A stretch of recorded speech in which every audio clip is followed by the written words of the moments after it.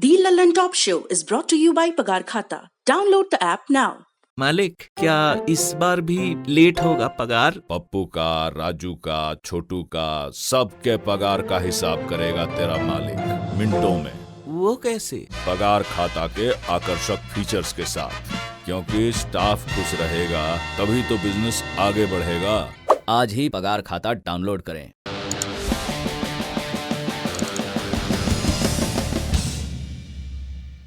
पहली सुर्खी सियासत की आई, पुदुचेरी से आई। कांग्रेस की एक और सरकार भड़क्कम हो गई, विधायकों के टूटने से गिर गई। आज पुदुचेरी विधानसभा के अध्यक्ष वीपी शिव कोजुंडू ने ऐलान किया कि वी नारायणसामी की सरकार बहुमत खो चुकी है। इसके बाद वी नारायणसामी ने तेलंगाना की गवर्नर और फिलहाल पुदुचेरी के उपराज्यपाल का प्रभार भी संभाल रही डॉक्टर तमिलसाई सौंदरराजन से मिलकर अपना इस्तीफा सौंप दिया। साल 2016 से वी नारायणसामी पुदुचेरी में कांग्रेस डीएमके गठबंधन की सरकार चला रहे थे, लेकिन पिछले कुछ दिन पुदुचेरी के लिए नाटकीय बदलावों वाले रहे। नारायणसामी उपराज्यपाल किरण बेदी के खिलाफ मोर्चा खोले रहे, लेकिन ये नहीं भांप पाए कि जमीन उनके पांव के नीचे से भी खिसक रही है। नतीजा ये हुआ कि राष्ट्रपति कार्यालय ने किरण बेदी को पद से तो हटाया, लेकिन ये खबर अकेली नहीं आई। इसके साथ नत्थी थी ये खबर कि कांग्रेस के 4 और विधायकों ने इस्तीफा सौंप दिया। अटकलें लगने लगी कि पुदुचेरी में ऑपरेशन लोटस जैसा कुछ हो सकता है। फिर किरण बेदी की जगह उपराज्यपाल का पद मिल गया।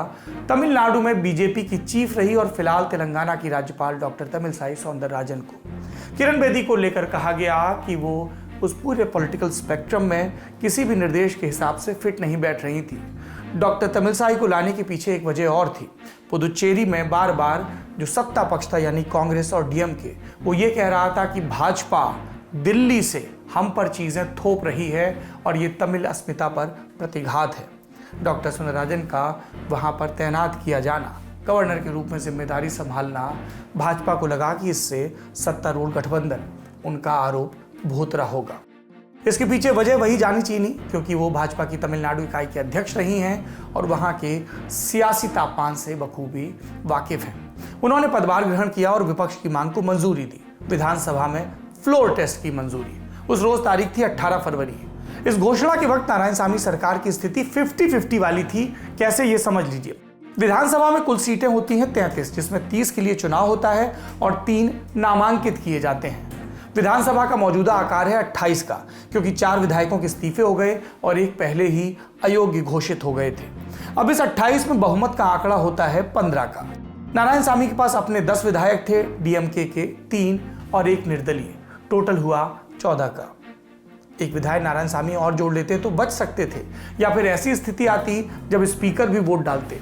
लेकिन 21 फरवरी को कांग्रेस विधायक के लक्ष्मी नारायणन और डीएमके के वेंकटेशन ने इस्तीफा दे दिया और फिर सामी के लिए कोई उम्मीद नहीं बची। इसलिए आज हुआ फ्लोर टेस्ट औपचारिकता भर था। सदन की कार्रवाई शुरू होने पर नारायणसामी ने भाजपा के 3 मनोनीत विधायकों के वोटिंग के अधिकार से लेकर उनकी सरकार के खिलाफ हुई कथित साजिश पर भाषण दिया। उन्होंने कहा कि पुदुचेरी पर हिंदी थोपने की कोशिश हो रही है। We have not lost majority. It was the BJP created artificial majority because we were 12 members. There were 11 members, elected members. The elected members alone constitute the voting right for confidence motion. But the BJP, using their power at the center and their money power, they lured some of our MLAs who have been duly elected. And they purchased some of the MLAs, and those people have resigned from the membership of the assembly. Therefore, they created this kind of crisis. No, it is not unexpected. BJP's ploy to lure people with money, using CBI, using ED, using income tax, threatened the people. This has been their pattern right from when they formed a government in our country. They did it in Arunachal Pradesh, they did it in Manipur, they did it in Goa, they did it in Karnataka, they tried in Rajasthan, they could not succeed. But when I completed 5 years term, hardly 5-10 days are there for code of conduct to come into force. What is the purpose in toppling our government? Puducherry में चुनाव से पहले हुई इस उठापटक के बाद ये साफ हो गया कि इस बरस दिलचस्पी सिर्फ बंगाल और तमिलनाडु के चुनाव में नहीं रहेगी, यूनियन टेरिटरी पुदुचेरी में भी रहेगी, हमारी भी और आप कोई भी। फिलहाल बढ़ते हैं अगली सुर्खी की तरफ। ये दूसरी सुर्खी है उस चिंता से जुड़ी जो कोरोना संक्रमण के दोबारा सर उठाने से जुड़ी है। देश ने किसी तरह कोरोना संक्रमण के भूत को पीछे छोड़ा था। बरस की शुरुआत में टीकों को मंजूरी मिली तो लगा कि अब कोरोना कल की बात हो जाएगा। ये बात भी चल पड़ी कि अब कुछ दिन में आबादी का बड़ा हिस्सा संक्रमण के लिए प्रतिरोधक क्षमता विकसित कर लेगा, यानी हर्ड इम्यूनिटी भी हो जाएगी और उसके बाद कोरोना का डर और कम। लेकिन पिछले कुछ दिनों में महाराष्ट्र, केरल, मध्य प्रदेश, पंजाब और छत्तीसगढ़ से कोरोना संक्रमण मामले बढ़ने की खबरें आ रही हैं और इससे साफ है कोरोना भी पूरी तरह हारा नहीं। केंद्र ने इन सभी राज्यों से आरटी-पीसीआर टेस्ट की संख्या बढ़ाने को कहा है। महाराष्ट्र के मुख्यमंत्री उद्धव ठाकरे ने भी कहा है कि कोरोना की दूसरी वेव आ सकती है और लॉकडाउन की जरूरत भी पड़ सकती है। केंद्र अपनी तरफ से इन राज्यों में मोबाइल आरटी-पीसीआर लैब भेजने पर विचार कर रहा है। रही बात लॉकडाउन की, तो उम्मीद की जा रही है कि सरकारें पूरी तरह सोच विचार के बाद ही इस तरह का कोई कदम उठाएंगी, क्योंकि पिछले लॉकडाउन का आर्थिक असर अभी खत्म नहीं हुआ है। कोरोना से जुड़ी एक और महत्वपूर्ण खबर सुन लीजिए। ये उस विवाद से जुड़ी है जो पतंजलि और उसके उत्पाद कोरोनिल का पीछा नहीं छोड़ रहा। पतंजलि ने दावा किया था कि कोरोनिल कोरोना की दवा है, बाद में इम्यूनिटी बूस्टर बता दिया था। 19 फरवरी 2021 के दिन एक बार फिर एक कार्यक्रम हुआ जिसमें पतंजलि ने एक नया दावा किया और जब यह दावा हो रहा था तब मंच पर केंद्रीय परिवहन मंत्री नितिन गडकरी और केंद्रीय स्वास्थ्य मंत्री हर्षवर्धन भी मौजूद थे। रामदेव ने एक रिसर्च पेपर जारी किया जिसमें कोरोनिल को first evidence based medicine for कोविड-19 बताया गया, यानी कोरोना संक्रमण की पहली ऐसी दवा जिसके असर को लेकर सबूत मौजूद है। मंच पर लगे पोस्टरों पर लिखा था कि कोरोनिल COPP और WHO GMP सर्टिफाइड है। अब ये दो टर्म आ गए, इनका मतलब क्या है? ये कि कोरोनिल के पास भारत सरकार के central drugs standard control organisation की आयुष शाखा से जारी सर्टिफिकेट ऑफ फार्मास्यूटिकल प्रोडक्ट है। कंपनी ने एक बयान में यह भी कहा कि इस प्रमाण पत्र को विश्व स्वास्थ्य संगठन की बताई प्रक्रिया के अनुरूप जारी किया गया है। WHO GMP का मतलब विश्व स्वास्थ्य संगठन की गुड मैन्युफैक्चरिंग प्रैक्टिसेस से है। ये एक तरह का मानक है जिससे दवाओं की गुणवत्ता बनी रहे। दर्शक समझें कि ये दोनों बातें पतंजलि के दावों का हिस्सा हैं, इनकी आधिकारिक पुष्टि नहीं हुई है। इसी के साथ पतंजलि ने यह दावा भी किया कि केंद्रीय आयुष मंत्रालय ने कोरोनिल को सपोर्टिव मेजर फॉर कोविड-19 माना और फिर इन तमाम दावों के बाद शुरू हुआ हंगामा। 19 फरवरी को ही विश्व स्वास्थ्य संगठन की दक्षिण पूर्वी एशिया इकाई ने अपने आधिकारिक ट्विटर हैंडल से सूचना दी कि WHO ने किसी पारंपरिक दवा के असर को लेकर प्रमाण पत्र जारी नहीं किया है। WHO ने कोरोनिल या पतंजलि का नाम नहीं लिया, लेकिन सब समझ गए कि इशारा किस तरफ था। मजे की बात यह है कि WHO ने जिन दावों का खंडन किया वो तब हुए थे जब मंच पर WHO के एग्जीक्यूटिव बोर्ड के चेयरमैन खुद मौजूद थे, डॉक्टर हर्षवर्धन जी। हमारे देश के स्वास्थ्य मंत्री और पेशे से डॉक्टर हर्षवर्धन भारत के मंत्रालय का प्रभार तो संभाल ही रहे हैं, साथ में WHO का भी ये पद है। पतंजलि के वरिष्ठ अधिकारियों में से एक राकेश मित्तल ने एक ट्वीट करके WHO की मान्यता की बात कही थी। अब उन्होंने अपना ट्वीट डिलीट कर दिया है। अपनी तरफ से सफाई में पतंजलि के बालकृष्ण ने कहा, कोरोनिल को मान्यता भारत सरकार की तरफ से मिली है जो कि विश्व स्वास्थ्य संगठन की बताई प्रक्रिया के अनुरूप है। WHO अपनी तरफ से दवाओं को न मान्यता देता है न खारिज करता है। इसके बाद विपक्ष की तरफ से सवाल पूछे जाने लगे। शिवसेना की सांसद प्रियंका चतुर्वेदी ने ट्वीट किया कि इस तरह के दावे धोखाधड़ी की श्रेणी में आते हैं। एक बरस में ही ये दूसरी बार हुआ है कि कोरोनिल के असर और मान्यता को लेकर किए दावों ने विवाद पैदा किया है।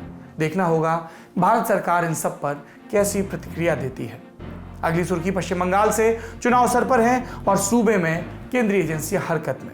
21 फरवरी को केंद्रीय अन्वेषण ब्यूरो यानी CBI की कोलकाता स्थित एंटी करप्शन ब्रांच ने तृणमूल सांसद और बंगाल CM ममता बनर्जी के भतीजे अभिषेक बनर्जी की पत्नी को कोयला चोरी और अवैध उत्खनन के एक मामले में समन भेजा। अभिषेक बनर्जी की पत्नी का नाम है रुजिरा बनर्जी। उन्हें CBI ने 21 फरवरी को 3 बजे पेश होने को कहा था, लेकिन इस दिन रुजिरा एजेंसी के सामने पेश नहीं हुई। अब खबर है कि रुजिरा की बहन मेनका गंभीर को भी CBI ने इसी मामले में समन भेजा है। मेनका को 22 फरवरी यानी आज बुलाया गया था। उम्मीद के मुताबिक तृणमूल ने इसे केंद्र द्वारा शक्तियों का अतिक्रमण बताया। दूसरी तरफ से कहा गया कि कानून अपना काम कर रहा है, लेकिन दर्शकों को उत्सुकता हो रही होगी कि मामला क्या है। भारत में कोयला उत्खनन का काम सरकार कोल इंडिया लिमिटेड नाम की सरकारी कंपनी के तहत करती है। कोल इंडिया के तहत ईस्टर्न कोल्ड फील्ड्स लिमिटेड यानी ECL काम करती है। इसका काम है पश्चिम बंगाल और झारखंड में कोयले की खुदाई करना। 27 नवंबर 2020 को सीबीआई ने भ्रष्टाचार और आपराधिक वादा खिलाफी का एक मामला दर्ज किया, जिसका संबंध पश्चिम बंगाल में ईसीएल की खदानों से कोयला चोरी और अवैध ढंग से कोयला निकालने से था। इंडियन एक्सप्रेस में छपी दीप्तिमान तिवारी की रिपोर्ट बताती है कि 2020 के ही मई से अगस्त के बीच ईसीएल और विजिलेंस डिपार्टमेंट ने एक साझा जांच की थी, जिसके बाद कहा गया कि ईसीएल की खदानों में अवैध उत्खनन के जरिए कोयला चुराया जा रहा है। सीबीआई की एफआईआर में ईसीएल, कोयला की सुरक्षा की जिम्मेदार सेंट्रल इंडस्ट्रियल सिक्योरिटी फोर्स यानी सीआईएसएफ और परिवहन के लिए जिम्मेदार भारतीय रेल के अधिकारियों का नाम है। सीबीआई सूत्रों ने इसके अलावा प्रेस से कहा कि रुजिरा या मेनका को आरोपी नहीं बनाया गया है, लेकिन जांच के दौरान नाम सामने आया है, इसलिए एजेंसी पूछताछ करना चाहती है। रुजिरा ने सीबीआई से निवेदन किया कि उनसे 23 फरवरी को उनके घर पर पूछताछ कर ली जाए और एजेंसी ने इसके लिए हामी भर दी है। सीबीआई इस मामले में मुख्य आरोपी माने जा रहे अनूप मांझी से जुड़े ठिकानों पर भी छापेमारी कर रही है। बंगाल चुनाव एजेंसियां, इन सब की हरकत का जिक्र चल रहा है तो एक और अपडेट। गृह मंत्री अमित शाह के खिलाफ पश्चिम बंगाल में दर्ज एक मामले के बारे में आपको जानना चाहिए। पश्चिम बंगाल की एक विशेष अदालत ने अभिषेक बनर्जी द्वारा दायर एक मानहानि के मामले में 22 फरवरी के रोज अमित शाह को स्वयं या एक वकील की मदद से पेश होने को कहा था। अभिषेक ने अपनी शिकायत में दावा किया कि अगस्त 2018 में तत्कालीन भाजपा अध्यक्ष अमित शाह ने कोलकाता में हुई भाजपा युवा स्वाभिमान समावेश रैली में उनकी छवि को खराब करने वाली बातें कही। मजे की बात यह कि ये बातें अभिषेक बनर्जी पर भ्रष्टाचार के कथित आरोपों को लेकर ही कही गई थी। बंगाल की बात चल रही है तो एक अपडेट और। प्रधानमंत्री नरेंद्र मोदी भी आज राज्य में थे और उन्होंने मंच से अपने राजनीतिक विपक्षियों पर इशारों में कई निशाने साधे। बंगाल का विकास तब तक संभव नहीं है जब तक यहां सिंडिकेट का राज रहेगा।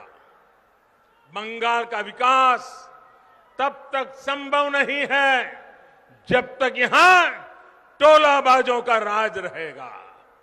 बंगाल का विकास तब तक संभव नहीं है जब तक कट कल्चर बंगाल में रहेगा।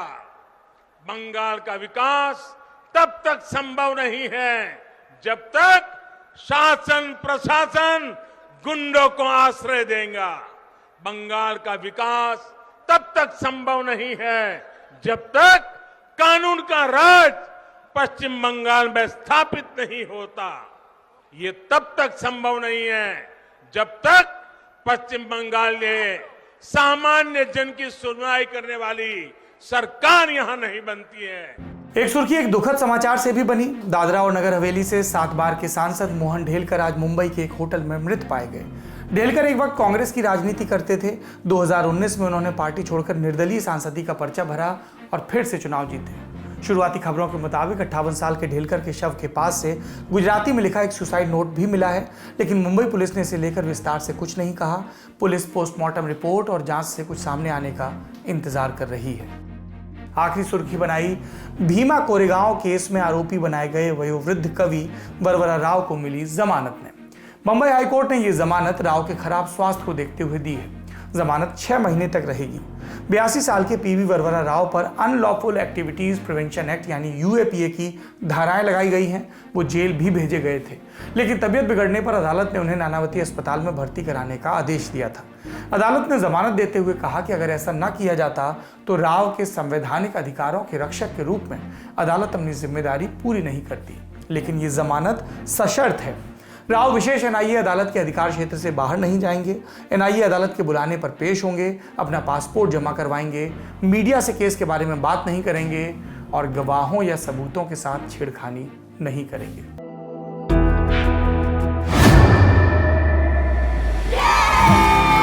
घुटना, कंधा या कमर, चाहे जैसा हो दर्द, डॉक्टर ऑर्थो आपको देता है दर्द से पूरी आजादी, एक भरपूर जिंदगी। ये कोई टेम्परेरी पेन किलर नहीं, आयुर्वेदिक औषधि है।